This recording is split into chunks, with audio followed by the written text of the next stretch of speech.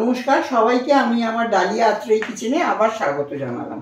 আজকে আমি রান্না করব, এটাও আমার নিজেরই মাথা থেকে বার করা রান্না। এটার নাম হচ্ছে দুধ পোস্ত চিংড়ি। একবার করে দেখতে পারেন, খুব সহজে, উপকরণ দিয়ে, খুব হালকার মধ্যে। আমি এই চিংড়ি মাছটাকে 1 ঘন্টা ভিজিয়ে রেখেছি দুধের মধ্যে আর একটু নুন দিয়ে। চিংড়িটা অল্প করে ভেজে নিয়েছি। এতে আমি দেব একটু কাজু, একটু পোস্ত, কাঁচা লঙ্কা, 1.5 চামচ মতো নারকেল একসাথে পিষবো। আর এখানে দেব আপনার পেঁয়াজ কুচি, আদা বাটা আর এলাচ আপনার গুঁড়ো করে, আর একটু কেশর ভিজিয়ে রেখেছি। এটা দিয়ে আমার রান্নাটা আজকে হবে, আপনাদের পরপর দেখাবো। এবার আমি তেলে একটু গরম হলে এতে একটু আমি সাদা তেল দিয়েছি, ঠিক আছে? সাদা তেল দিয়ে এবার আমি 2 চামচ ঘি দেব। এই ঘিটাতেই রান্নাটা হয়ে যাবে।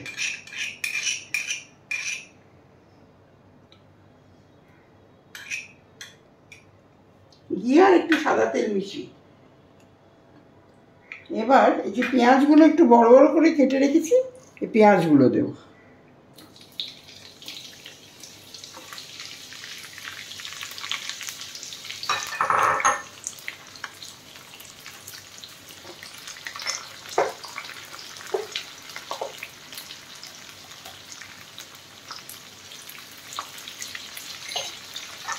পেঁয়াজের উপর একটু নুন আর বড় করে আমি কাঁচা লঙ্কাগুলোকে চিড়ে রেখেছি, কারণ রান্নাটা কাঁচা লঙ্কাতেই হবে।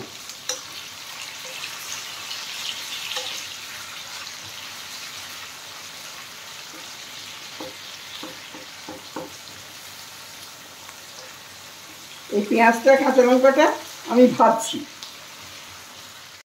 এবার এতে আমি একটু আদা বাটা দিলাম। এই আদা বাটাটা দিলাম। আদা বাটাটাকে একটু গন্ধ ছাড়বে, আদা বাটাটাকে একটু এদের সাথে নেড়ে নেব। এই আদার গন্ধটা দিয়ে ছাড়লো, পরপর দিচ্ছি আর কি, একসাথে সব দিলে ভালো হবে না। এবার আমি একটু ধনে দেবো, একটু গরম জল দিয়ে মিশিয়ে দিচ্ছি ধনেটা।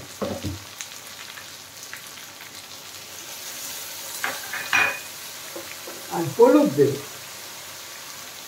এ বাবা, গরমটা রাখা না, ঠিক আছে?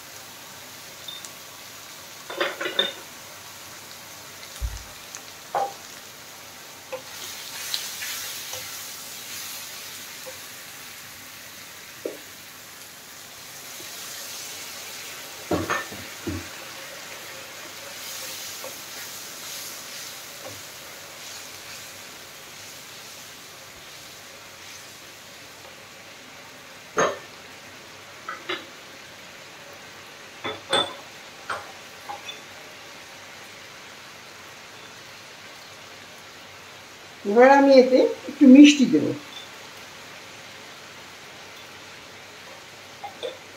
মিষ্টিটা দিলাম, তাহলে নুনে মিষ্টিতে জিনিসটা ভালো হবে।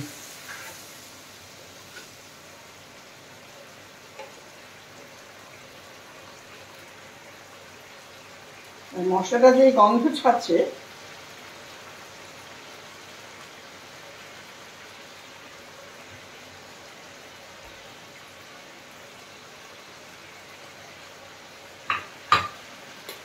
এবার আস্তে আস্তে এই যে বাটাটা রেখেছিলাম, এই বাটাটা আমি দিচ্ছি।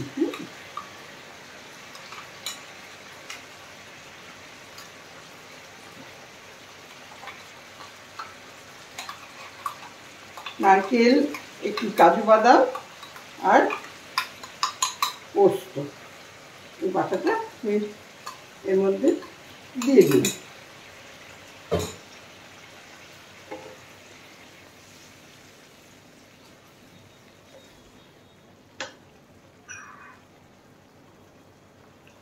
এবার চিংড়িটা এর উপর ছেড়ে দিই।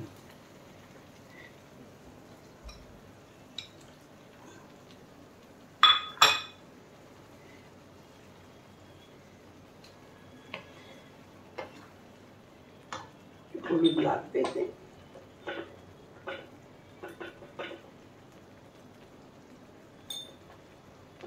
আপনারা যদি কেউ চান এতে কাশ্মীরি লঙ্কাও দিতে পারেন রঙের জন্য, কোনো অসুবিধা নেই।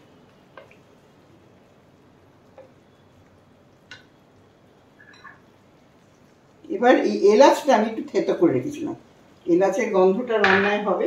আর একটু গরম জল দেব। চিংড়িটাকে অল্প সেদ্ধ করা হবে, যদিও আমি 1 ঘন্টা এটাকে দুধে ভিজিয়ে রেখেছিলাম। এবার আমি ঢাকা দিয়ে ঢেকে দিচ্ছি, আঁচটা একদম কমিয়ে দেব।